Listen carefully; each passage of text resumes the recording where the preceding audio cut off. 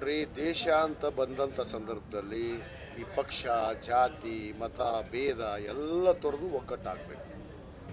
ಅದು ಭಾರತೀಯರ ಒಂದು ನಿಜ ಕರ್ತವ್ಯ. ಭಾರತೀಯ ಪ್ರಜೆಗಳು ಮತ್ತು ನಾವೆಲ್ಲ ಒಗ್ಗಟ್ಟಾಗಿ ನಿಲ್ಲದೆ ಇದ್ದರೆ ಈ ದೇಶದ ಹಿತರಕ್ಷತೆಯನ್ನು, ದೇಶದ ರಕ್ಷಣೆಯನ್ನು ಮಾಡೋರು ಯಾರು? ಕೇವಲ ರಾಜಕೀಯಗಾಗಿ ನಾವು ತೋರಿಕೆಗಾಗಿ ಮಾಡುವಂಥದ್ದು ಆಗಬಾರ್ದು. ಯಾರೋ ಅಲ್ಲಿ ಜನ ಇದ್ದಾರೋ ಇಲ್ಲೋ, ಅಲ್ಲಿ ಎಲ್ಲೋ ಇಷ್ಟು ದಿವಸ ಬಿಟ್ಬಿಟ್ಟು ಇವಾಗ ಧ್ವಂಸ ಮಾಡ್ತಾ ಇದ್ದಾರಲ್ಲ. ಇಷ್ಟು ದಿವಸ ಏನು ಮಾಡಿದ್ರು ಇವರು? ಕೇಂದ್ರ ಸರ್ಕಾರದವರು ಭದ್ರತೆ ವಿಫಲ ಆಗಿದೆ. ಹಿಂದೆ 350 kg RDX ಬಂದಾಗಲೇ ಗೊತ್ತಿದೆ ನಮ್ಮ ಯೋಧರು ಇವತ್ತು ಪಾಪ ಅಮಾಯಕರು ಯೋಧರು ಇವತ್ತು ಸಾವನ್ನಪ್ಪಿದ್ರು.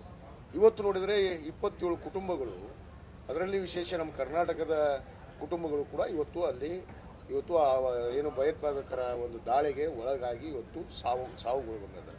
ಎಲ್ಲರೂ ಒದ್ದಾಗಿ ಬಂದು ನಿಂದಿರಬೇಕು. ಸಂದರ್ಭ ಬಂದರೆ ಯುದ್ಧಕ್ಕೂ ನಾವು ಸಿದ್ಧ ಆಗಿರಬೇಕು. ಆ ನಿಟ್ಟಿನಲ್ಲಿ ಮಾತಾಡಬೇಕು ವಿನಃ ಕೇವಲ ಮಾಧ್ಯಮದಲ್ಲಿ ತೋರಿಸೋದಕ್ಕೋಸ್ಕರ ಅಲ್ಲಿ ಯಾರು ವಾಸ ಇದ್ದಾರೋ ಬಿಟ್ಟರೋ ಗೊತ್ತಿಲ್ಲ, ಅವ್ರ ಮನೆ ಧ್ವಂಸ ಮಾಡಿದರು, ಉಡಿಸಿ ಮಾಡಿದರು, ಇವೆಲ್ಲ ನೋಡ್ರಿ ನಾಟಕವಾಗಿ ಅಲ್ಲ.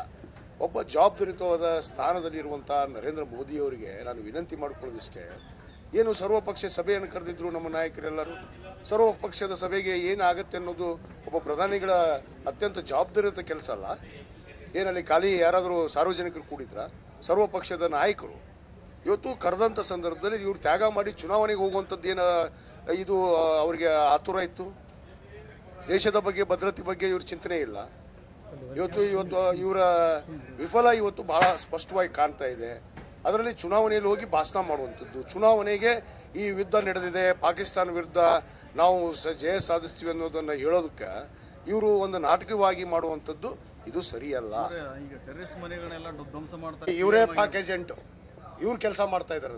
350 kg RDX ಬಂತಲ್ಲ, ಹೆಂಗೆ ಬಂತು, ಏನು ಬಂತು, ಏನು ತನಿಖೆ ಆಯಿತು ಹೇಳಿ. ಇವ್ರು ಉತ್ತರ ಕೊಡಲಿ ನರೇಂದ್ರ ಮೋದಿ ಅವರು. ಇದನ್ನು ಉತ್ತರ ಇಲ್ಲ, ಜನರ ಸತ್ರು ಉತ್ತರ ಇಲ್ಲ ಇವ್ರ ಹತ್ರ. ಇವರು ಎಲ್ಲದರಲ್ಲಿ ರಾಜಕಾರಣ ಮಾಡಕ್ಕೆ ಕೊಟ್ಟಿದ್ದಾರೆ. ಇದು ಸರಿಯಾದ್ದಲ್ಲ.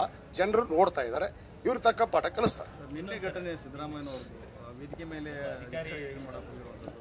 ನೋಡ್ರಿ, ನಿನ್ನೆ ಆಕಸ್ಮಿಕವಾಗಿ ಮಾನ್ಯ ಮುಖ್ಯಮಂತ್ರಿಗಳು ಅಲ್ಲಿ ನಡೆದಂಥ ವಿಫಲತೆ ಏನು ಪೊಲೀಸರ ಒಂದು ಇಲಾಖೆಯ ಅಧಿಕಾರಿಗಳ ಒಂದು ವಿಫಲ, ಯಾಕಂದರೆ ಅಲ್ಲಿ ಭದ್ರತೆಯನ್ನು ಕಾಪಾಡ್ಕೋಬೇಕಾಗಿದ್ದು ಅಲ್ಲಿ ಇಲಾಖೆಯ ಕರ್ತವ್ಯ. ಅದದು ಬಿಟ್ಟು ಕಪ್ಪು ಬಾವುಟ ಒಂದು ಸಮಾರಂಭ, ಅದು ಸಂವಿಧಾನದ ಒಂದು ಕಾರ್ಯಕ್ರಮ, ಪವಿತ್ರವಾದ ಕಾರ್ಯಕ್ರಮದಲ್ಲಿ ಬಂದು ಕಪ್ಪು ಬಾವುಟವನ್ನು ತೋರಿಸುವಂಥದ್ದು ಸರಿಯಲ್ಲ ಅನ್ನೋ ಮಾತನ್ನು ಹೇಳಿದ್ದಾರೆ. ಆದರೆ ಅವರು ಈ ಆರೋಪ ಮಾಡ್ತಾ ಇದ್ದಾರೆ, ಇವರು BJP-ಯವರು. ಇವ್ರ ಕೆಲಸನೇ ಇಷ್ಟು, ಆರೋಪ ಮಾಡೋದೇ ಒಂದು, ಎಲ್ಲದರಲ್ಲಿ ಹುಡುಕೋದು. ಅವತ್ತು ಏನು ಹೇಳಿದ್ದಾರೆ? ಅಧಿಕಾರಿಗೆ ಹೇಳಬೇಕಾಗಿದ್ದು, ಒಬ್ಬ ಮುಖ್ಯಮಂತ್ರಿಯಾಗಿ ಹೇಳಿದ್ದಾರೆ. ಕೈ ನೋಡ್ರಿ, ಅಲ್ಲಿ ಗನ್ಮ್ಯಾನ್ ಬಂದರು ಅಡ್ಡ, ಅವನು ಸರ್ಸಕ್ಕೆ ಹೋಗಿ ಕೈ ಮಾಡಿದಾರ ಅಂತ ಹೇಳ್ತಾ ಇದ್ದಾರೆ. ಅದನ್ನು ನೋಡಿದವರಿಗೆ ಗೊತ್ತು, ಪ್ರತ್ಯಕ್ಷ ಸಾಕ್ಷಿ ಯಾರಿದ್ದಾರೆ. ಅಲ್ಲಿ ಗನ್ಮ್ಯಾನ್ ಇದ್ರು, ಆ ಗನ್ಮ್ಯಾನ್ ಅಡ್ಡ ಬಂದರು, ಆ ಅಡ್ಡ ಬಂದವರಿಗೆ ಸರ್ಸಾಕ್ ಹೋಗಿದ್ದಾರೆ, ಅದನ್ನ ಕೈ ಮಾಡಿದ್ರು ಅಂತ ಹೇಳೋದ?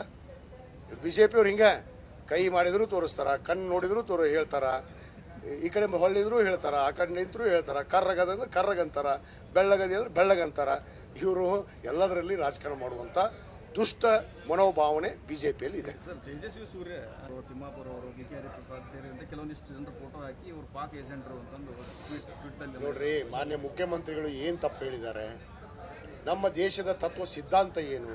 ಮಹಾತ್ಮ ಗಾಂಧೀಜಿಯವರು ಏನು ಹೇಳಿದರು? ಅಹಿಂಸೆ ಬೇಡ. ಇವತ್ತು ತ್ಯಾಗ ಮತ್ತು ಬಲಿದಾನದಿಂದ ನಮ್ಮ ದೇಶದ ಸ್ವಾತಂತ್ರ್ಯವನ್ನು ತಂದುಕೊಟ್ಟ. ಮೊದಲು ಶಾಂತಿಯುತವಾಗಿ ಮಾತಾಡಬೇಕು. ದೇಶದ ಪರಿಸ್ಥಿತಿಯನ್ನು ಇಟ್ಕೊಂಡು ನಡಿಬೇಕಾಗತ್ತೆ ನಾವು. ಇವತ್ತು ಕೇವಲ ಒಬ್ಬ ವ್ಯಕ್ತಿಗೋಸ್ಕರ ನಡೆಯುವಂಥದ್ದು ಯುದ್ಧ ಆಗೋದಿಲ್ಲ.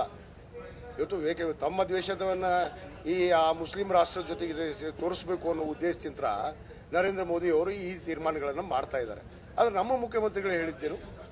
ಇವತ್ತು ಯುದ್ಧ ಬಂದಂಥ ಸಂದರ್ಭದಲ್ಲಿ, ಯುದ್ಧ ಮಾಡಬೇಕು ಅಂದಂಥ ಸಂದರ್ಭದಲ್ಲಿ ಯುದ್ಧ ಮಾಡಲೇಬೇಕಾಗತ್ತೆ. ಯಾಕೆ ಶ್ರೀಮತಿ ಇಂದಿರಾ ಗಾಂಧಿಯವರು 1971ರಲ್ಲಿ ಏನು ಯುದ್ಧ ಮಾಡಲಿಲ್ವಾ? 93,000 ಏನು ಪಾಕಿಸ್ತಾನಿ ಸೈನಿಕರನ್ನ ಮೊಣಕಾಲು ಮಂಡಿ ಮೇಲೆ ಹಚ್ಚಿ ನಿಲ್ಲಿಸಲು ಅಂತ ಕೆಲಸ ಮಾಡಲಿಲ್ವಾ? ಇವ್ರಿಗೆ ಯಾಕೆ ಮಾಡೋಕ್ಕಾಗ್ತಾ ಇಲ್ಲ? ಸುಮ್ಮನೆ ನಾಟಕವಾಗಿ ಹಿಂದೆ ಅಲ್ಲಿ 50 ಜನ ಯೋಧರು ಸತ್ತು, ಇಲ್ಲಿ 27 ಕುಟುಂಬ ಸತ್ತು. ಇವ್ರಿಗೆ ಏನೂ ಆಗಬೇಕಾಗಿಲ್ಲ. ಇದನ್ನು ರಾಜಕೀಯವಾಗಿ ಬಳಕೆ ಮಾಡ್ಕೊತಾ ಇದ್ದಾರೆ. ನಾನು ಇದನ್ನು ಖಂಡಿಸ್ತೀನಿ. ನೋಡ್ರಿ, ಅವೆಲ್ಲ ನಾಟಕ. ಮತ್ತು ಇಷ್ಟು ದಿವಸ ಎಲ್ಲಿದ್ರು ಇವರು? ಯಾಕೆ ಟೆರರಿಸ್ಟ್ ಇದ್ದಿದ್ದಿಲ್ವಾ? ನಮ್ಮ ಬಾರ್ಡರ್ನಲ್ಲೇ ಇದ್ದಿದ್ದಿಲ್ವಾ? Line of ಕಂಟ್ರೋಲಲ್ಲಿ ಇದ್ದಿದ್ದಿಲ್ವಾ? ಇದ್ದಾಗ ಮತ್ತು ಅವಾಗ ಉಡಾಸ್ ಮಾಡಬೇಕಾಗಿತ್ತು. ಇವತ್ತು ಅಲ್ಲೇನೋ ಸಾವನ್ನು ಅಪ್ಪಿದ್ರು ಇದನ್ನು ಜನಕ್ಕೆ ನಾಟಕ ತೋರಿಸ್ಬೇಕು ಅನ್ನೋ ಉದ್ದೇಶದಿಂದ ಇದು ಮಾಡುವಂಥದ್ದಲ್ಲ. ಇವರು ಸರ್ವಪಕ್ಷ ಸಭೆಗೆ ಯಾಕೆ ಅಟೆಂಡ್ ಆಗಲಿಲ್ಲ? ಪ್ರಧಾನಿಗಳ ಜವಾಬ್ದಾರಿ ಅಲ್ಲ. ದೇಶದ ಒಬ್ಬ ಪ್ರಧಾನಿ ಅಂದ ಮೇಲೆ ಅದನ್ನು ಜವಾಬ್ದಾರಿಯುತವಾಗಿ ನಡೆಸುವಂಥ ಕೆಲಸ ಮಾಡಬೇಕಾಗಿತ್ತು. ಅದು ಬಿಟ್ಬಿಟ್ಟು ಚುನಾವಣೆ ಪ್ರಚಾರಕ್ಕೆ ಎಷ್ಟು ಅರ್ಜೆಂಟ್ ಇದೆ ರೀ? ಚುನಾವಣೆ ಮಾಡುವಂಥದ್ದು ಏನಿದೆ? ಇವರು ಎಲ್ಲದರಲ್ಲಿ ರಾಜಕಾರಣ ಮಾಡುವಂಥದ್ದು ಇವತ್ತು ನರೇಂದ್ರ ಮೋದಿಯವರು, BJPಯವರು ಈ ರಾಜ್ಯದಲ್ಲಿ, ಈ ದೇಶದಲ್ಲಿ ಮಾಡ್ತಾ ಇದ್ದಾರೆ. ಇವತ್ತು ಜನ ನೋಡಿದ್ದಾರೆ. ಕಳೆದ ಚುನಾವಣೆಯಲ್ಲಿ ಅವ್ರಿಗೆ ಏನು ಒಂದು ಬೆಂಬಲ ಸಿಕ್ಕಿದೆ ಅನ್ನೋದು ಕೂಡ ಗೊತ್ತಾಗಿದೆ. ಇವತ್ತು ಇದೇ ರೀತಿ ಆದರೆ ಕೆಲವೇ ದಿನಗಳಲ್ಲಿ ಸರ್ಕಾರವನ್ನು ಜನರು ಕಿತ್ತೆಸೆಯುತ್ತಾರೆ. ಇವತ್ತು ಯಾವ ಸರ್ಕಾರ ಬಂದರೂ ಕೂಡ ಇವತ್ತು ಜಾತ್ಯತೀತವಾಗಿ ಏನು ಪಕ್ಷಾತೀತವಾಗಿ ಇವತ್ತು ದೇಶದ ಸಂದರ್ಭ ಬಂದಾಗ ಒಗ್ಗಟ್ಟಾಗಿ ನಿಲ್ಲಬೇಕು. ಬಿಜೆಪಿಯವರು ಬಳಸಬಾರಂಥ ಪದವನ್ನು ಬಳಕೆ ಮಾಡಿ, ಅಂದರೆ ಅವ್ರನ್ನ ವಸ್ತ್ರಗಳನ್ನ ಬಿಚ್ಚಿ ಅವ್ರನ್ನ ಟೆಸ್ಟ್ ಮಾಡಬೇಕು ಅನ್ನೋ ಹಂಗೆಲ್ಲ ಹೇಳಿ ಮಾತಾಡೋದು. ಅದೇ ರೀ ಹೇಳಿದ್ನಲ್ಲ, ಸಂಸ್ಕಾರ ಸಂಸ್ಕೃತಿ ಅದು ವಿಶೇಷವಾಗಿ ಕರ್ನಾಟಕಕ್ಕೆ ಬಂದರೆ ಇವತ್ತು ನಮ್ಮಲ್ಲಿ ಉಳಿಸ್ಕೊಂಡು ಬಂದಿರುವಂಥ ಪಾರಂಪರ್ಯ. ಇವತ್ತು ಇವರಿಗೆ ಸಂಸ್ಕಾರ ಇಲ್ಲ, ಮೊದಲೇ ಮಾತು. ಇವರಿಗೆ ಸಂಸ್ಕಾರ ಇಲ್ಲ, ಸಂಸ್ಕೃತಿ ಇಲ್ಲ. ಇವರು ನಡವಳಿಕೆ, ಇವ್ರ ಭಾಷೆ ಅವೇ ಹೇಳ್ತಾವೆ. ನೋಡಿದ್ರಲ್ಲ ಆ ವಿರೋಧ ಪಕ್ಷದ ನಾಯಕ ಮಾತಾಡುವಂಥ ಮಾತು ಕೇಳ್ರಿ, ಏನು ಮಾತಾಡ್ತಾರ, ಏನು ಇವ್ರಿಗೆ ನೈತಿಕ ಮಟ್ಟವನ್ನು ಕಳ್ಕೊಂಡಿದ್ದಾರೆ. ಇವರು ತೇಜಸ್ವಿ ಸೂರ್ಯ ಅಲ್ಲ, ಅವ್ರ ಪಕ್ಷದಲ್ಲಿ ಇರುವಂಥ ಎಲ್ಲ ನಾಯಕರು ಅವರೇ ಇದ್ದಾರೆ. ಅವ್ರಿಗೆ ಅದು ಅರ್ಥ ಆಗಲ್ಲ. ಅದಕ್ಕೆ ಸಮಯನೇ ಕಲಿಸುತ್ತೆ ಅವ್ರಿಗೆ ಸಂದರ್ಭ. ಇನ್ನಷ್ಟು ಅಪ್ಡೇಟ್ಗಳಿಗಾಗಿ ಫಾಲೋ ಮಾಡಿ ವಿಜಯ ಧ್ವನಿ ನ್ಯೂಸ್.